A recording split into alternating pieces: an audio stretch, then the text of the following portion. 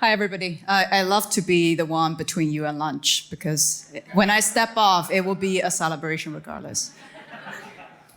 My name is Yao. I just started working, started this little company called IOP Systems with my former coworker at Twitter.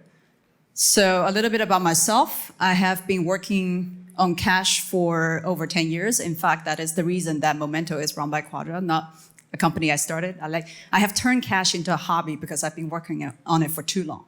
So I started this project called Pelican, which is yet another cache backend and storage engine. And in my opinion, it's the best one. We can talk about that afterwards. But that's not what I'm talking about today. Today, I want to talk about feature store because this is AI themed.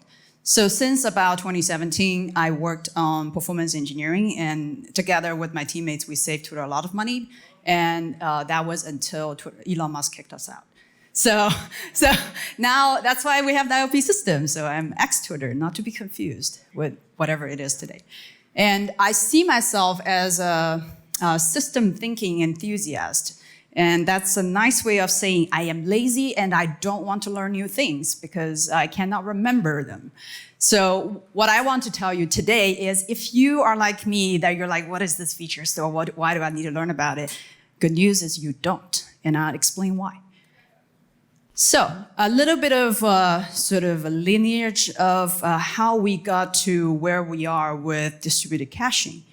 One of the most influential projects in the space, maybe I think that probably was the start, was Memcached, which was created in 2003.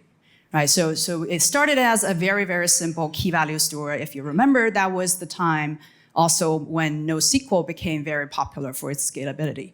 So in many ways, distributed caching mirrors the NoSQL movement where the data structure was very simplified because so that people can focus on solving the distributed system side of the problem.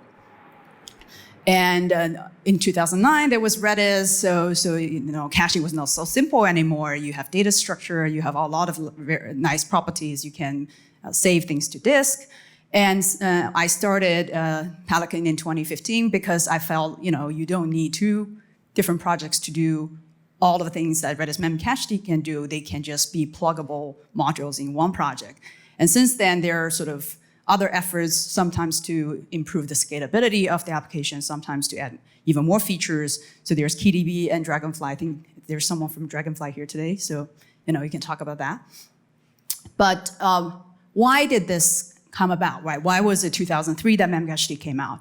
I think the sort of undercurrent of this is that starting from the late 90s, and I think Google played a critical role in populating this idea, is that you can have very cheap machines and you can scale out. If you're willing to solve distributed systems problems, then you can really handle any kind of scale without having to invent incredibly complicated machines. Right? So the scale out is sort of the source of all of this, is that we have been doing caching forever, ever since we had computers pretty much, but it became distributed in a single data center in a single location because scale out became mainstream. And what it does is, Memcached still captures the essence of it, is you have data organized by keys or some kind of identity, and you can put very, very flexible things into the value, and you retrieve those things by the identity, right? So because this is cache, what you need to guarantee is that it is very cheap to do so, cheaper than database, otherwise you wouldn't do it, cheaper than recomputing the data, otherwise you wouldn't do it. And you need to ensure it has very low latency, because it becomes load bearing. It becomes the handler of most of the traffic. You want hit rate to be high, like in the 90s and such, and therefore it sees so much requests, it cannot be slow. Everything has to be fast. And a lot of the things that are not captured by these open source projects is how you operate a cluster that is essentially made up of these building blocks. And as I said, people simplify the data model so they can solve distributed system challenges. And this is exactly what happened if you go to any business like Google, Microsoft, Facebook, and including Twitter. We all solve similar problems, which is a lot of grinding work to handle edge cases. What if a machine goes down? What if a machine is slow? What if the NIC negotiate the wrong uplink speed, right? Like they're just bizarre problems. And then we have to handle sharding and scaling and making sure availability is up to the business requirement, because once it becomes load-bearing, every cache incident is a full-scale production incident. So in this process, I think what has become good about distributed caching is distributed caching usually is the service in your entire backend architecture that has with the best performance, lowest latency, highest throughput, cheapest serving cost.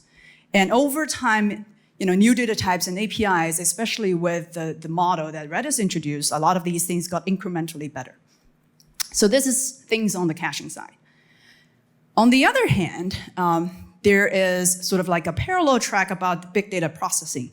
Again, the undercurrent is the same, right? Like Google said, we can buy lots of cheap computers and then throw data on all of them. So when it comes to offline, so distributed caching is mostly about online. When it comes to offline, there's this extremely influential MapReduce paper released by Google, and after that, people immediately start building an open source version, which led to the release of Hadoop, right? So sort of big data sort of exploded once both the software and the hardware architecture became very obvious. So there's sort of a cluster of, I think, very useful but slightly different variation of the same idea is you have a bunch of data there on a cluster of disks. You need to do some transformation, and then you sort of connect those pipes. Eventually, you get the data that is usable. Usable often means a data scientist can look at it, or you can use it for serving. Right? So this is absolutely a under sort of count of how many projects have happened in the space. It's just I'm not well versed in big data, so I just pick the ones I know, but there's gonna be dozens more very well known. But everything is about big data processing, right? So there are some thought leaders have come up with paradigms. There is, there was the Lambda architecture where people try to unify streaming and the batching by giving it the same compute primitives. And then later people are like, actually even that is not enough. I want to be able to access streaming data and batch data in more or less the same fashion, and that is the cup architecture. I think the dust still hasn't quite settled on this one, so I think there's a combination of both in production today. So how do these two things come together, right? So you have big data mostly at rest or in batch, or in a streaming fashion. You have big data-ish, but they are really high volume, real-time data.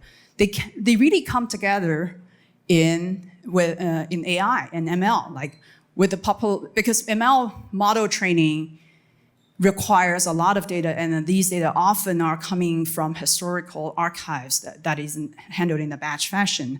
But there's also all of these real-time updates that complements the data, and it is actually critical to get the right inference results.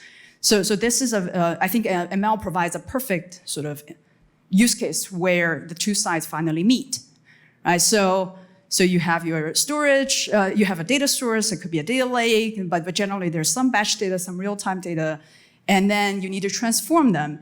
And the big data processing projects that have already existed since 20 years ago are actually plenty good of doing that step, right? So there's really no too much innovation needed just to prep data for ML. So that is a bit of you just use what is already there, and then you just treat the data the way you want it.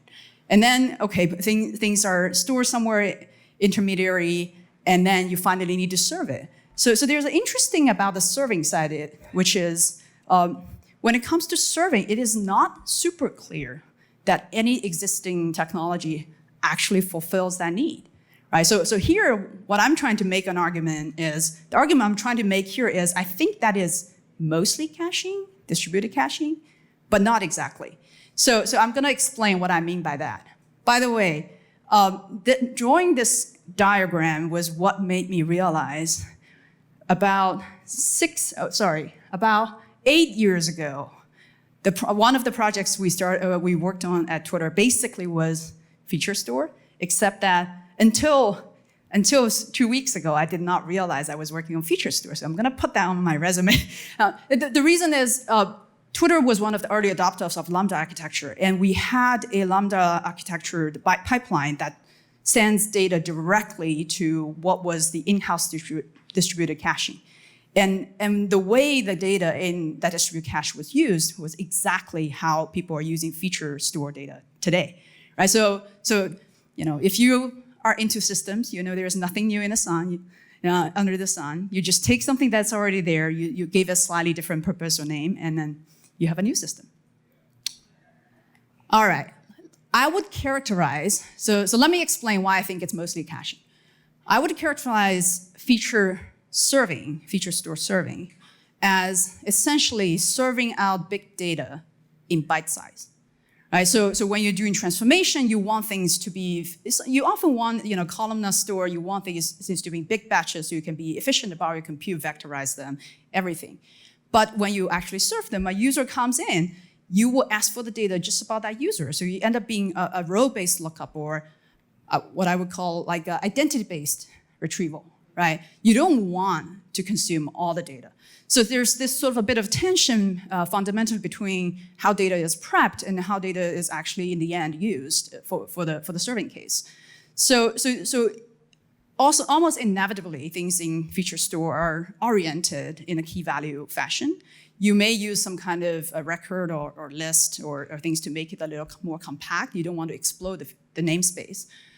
But also almost certainly, because we have all the storage and transformation and the data sources, right? You don't need the serving service to be a canonical store. That's actually undesirable because you can recompute them if needed, you can retrieve them from backup if needed. So all of those things. So what is left? What is left is you really need serving to be fast. Right, so previously, if you have a transactional database and then you are using caching mostly to short circuit a trip to the slow storage, you can afford for that cache to be a little slow and then it'll be fine. But now, so I always joke about people don't suffer enough from scale because when we were running, we run distributed caching at Twitter at a pretty high scale, not quite at the level of Google or Facebook, but the highest throughput cache did serve something like 60 million requests per second. And one of those caches actually had a fan out. So the service calling cache had the maximum fan out of over 1,000. So to fulfill one request, it hits cache 1,000 times. So when you do that kind of scatter-gather pattern, it waits for all the results to come back, right? So if one of them slows down, then the high-level request is impacted. You have a problem that you're gonna through a failure, only if one shard of the cache is slightly slow. And most people just don't have that problem because you will have 10 instances of cache and then you hit one of them and you're happy if your P95 is good. But ML really democratized the pain about data. So now if you want to do feature store, there's a very good chance you will make more than one request to your feature store, and you also get to experience all the joy and pain that comes with scatter-gather pattern firsthand. So what I mean by that is, so here I have 3 charts. The first one tells you the sort of the latency histogram or latency distribution if you send one request. As you can see, so the green means the latency is pretty good, yellow means it's a little slow, and red means it's quite slow, right? So that's just the conceptual model. When you have one request, 80% of the requests are pretty fast. What if you have the 5 identical instances and you hit all 5 of them because you're getting more data? Now, about half of your requests are slow. And this is just the compounding effect of TOS scale, right? What if you have to get 20 data points? Well, actually, most of your requests is not that good. And some of them are actually really slow. Right? So this phenomenon, when we gather more data concurrently, the tail latency becomes more important, I think is only starting to be appreciated. But I think once you have the concurrency level or once you have the parallelism, you will see it almost certainly. So what does that lead us? As I said, cache is the fastest service in the data center. Not only in the sense that it handles more throughput, but in the sense that it has the best tail latency, right? So I think this alone means you will have very few choices. If you look at the tail latency, you will have very few candidates beyond cache that can actually give you the type of performance you will need if you do that. But, so I thought about it for a little bit, and I actually wrote a white paper back in 2016. I said, I think cache can do the storage part or the serving part for our Lambda architecture, but we need some modifications. And that is why, the existing distributed caching is not a straightforward solution for feature store. And the reason mostly comes from how it's fit into the ecosystem. So remember in the architecture, we showed that there's large amounts of data coming from the transformation and maybe from storage devices, and they need to be put into the serving layer to be used, right? Here, we essentially need to import data in a very different way from how it's retrieved. So on the write path, we have batching or streaming writes, and I think this is similar to the phenomenon about light compute and heavy compute that Max was talking about, right? You have these fundamentally incompatible patterns if you want to have the same kind of SLO or expectation on performance. They cannot be mixed, or they cannot be mixed carelessly, because then that will lead to quite a bit of performance disaster. Right? So the characterization is like on the right path, you have high volume, they are most likely sequential, but they themselves don't need to be fast. The only important thing is you cannot get in the way of the reads, which are lightweight point lookup, but with very, very tight tolerances. So it has implications on how data should be laid out in memory or on disk. How do you handle index? And you might need different APIs for read and write. And also it fundamentally may change the threading architecture. So I think the good news is I think this is a solvable problem within cache. The reason being, distributed cache generally is accessed over the network, right? So for every piece of data you need to retrieve, you have to pay the network overhead. And I think it's a good news in the sense that network RPC or network overhead actually is the most expensive part about this request. So the cost is not paid to actually getting data out of memory or even get out of SSD. The cost is paid by serialization, deserialization, sending a packet. And that is good because that means the memory is actually not that busy, or the disk controller is not that busy. There's a lot of free bandwidth with DRAM and with SSD that we can use to do what? To import data, right? So if we import data in a batch fashion, we actually either bypass or we greatly amortize the network overhead.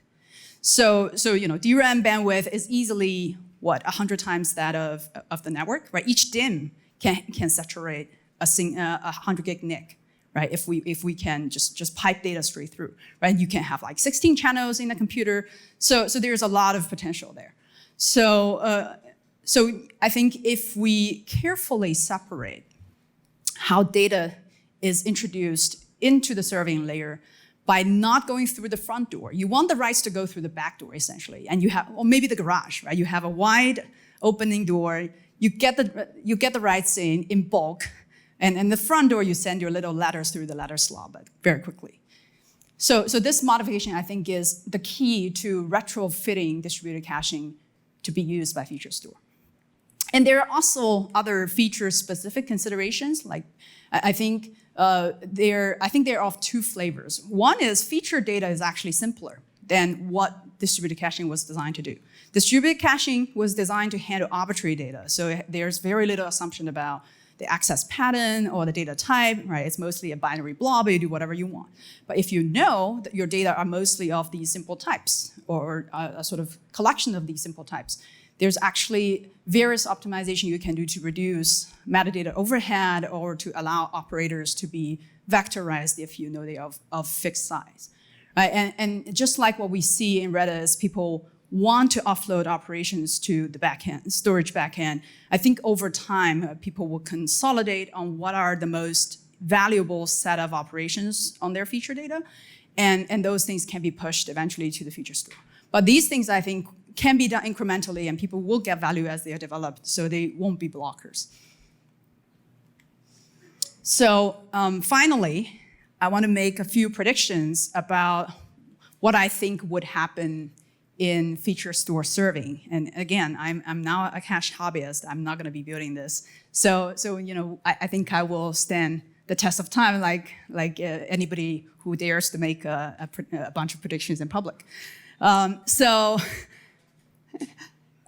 on storage, so data, we keep having more data. We keep having more data, and I think we're coming to the point where, while historically cache is mostly running, stored in DRAM, that requirement should be lifted, especially because read and write performance on SSD are very asymmetrical. Like writing, especially small writes on SSD, is terrible. And that's why often data are kept in DRAM, not for reads, but for writes, and for all the erasure cycles and all that, right, amplification crap. So if we know the write pattern is very SSD friendly, I think it's going to remove the final blocker of why data cannot be on SSD, and therefore they will be, because SSD is like more than 10 times cheaper. Right? So the efficiency drive is huge, and I think serving will still mostly be driven by data volume, like the capacity, not by throughput. So I think this is going to happen, but just because we're using SSD does not mean data needs to be persistent. Remember, this is still caching, right? It's a cost play. So I think people should say no to transactions because just because it's database does not mean it's automatically slow, right? So one of the things that caching can be much faster than database is because it do away with all the guarantees. Right, so that needs to continue to be the case. Otherwise, it will slow down dramatically, and there's no point of using it. So durability for recovery, yes, no, but no to transactions. And on architecture, I think this is the most interesting thing as a sort of service builder. I think this is the most interesting topic to me, because I see a need to re-architect cache storage and RPC engines to handle because now data is on SSD, and therefore what used to be a blocking access, if you go to DRAM, it will be blocking, is very likely to turn into asynchronous access.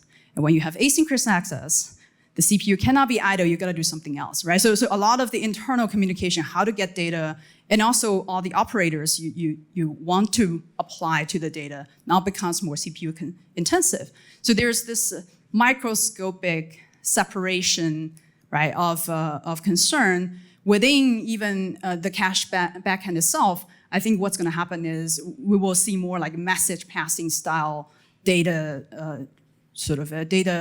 transfer within the backend. So we have better scalability. We can be more flexible about how to provision those operators and how to provision for the I/O layer. And I think there should be data import APIs that every cache should support, and if they want to call themselves feature store ready. And finally, I think we will see a richer ecosystem of high-level operator and grammar for writing queries. Maybe you will write Lua queries, you maybe will something that is more domain-specific, but I think it will get easier to do some low-level aggregation just in the backend itself. So, with that is my prediction. So to conclude, I think distributed caching is mostly there because you have no better choices coming out of performance and cost. I think distributed caching can be improved quite a bit to make it the perfect candidate to be really a cornerstone in the entire feature store ecosystem. That's all, and I'm happy to answer questions.